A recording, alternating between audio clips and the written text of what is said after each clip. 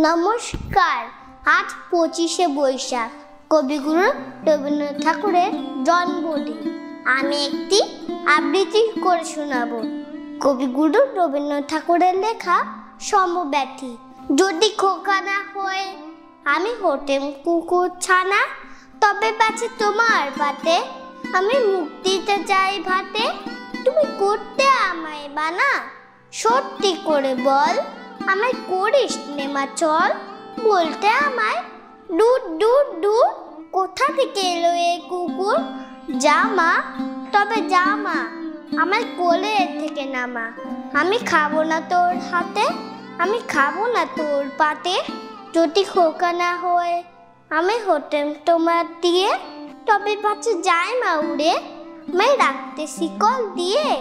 সত্যি করে বল আমায় করিস নেমা চল। বলতে আমায় হতভাঙা পাখি, শিকল কেটে দিতে চাই রে ফাঁকি। তবে নামিয়ে দে মা আমি ভালোবাসিস নে মা।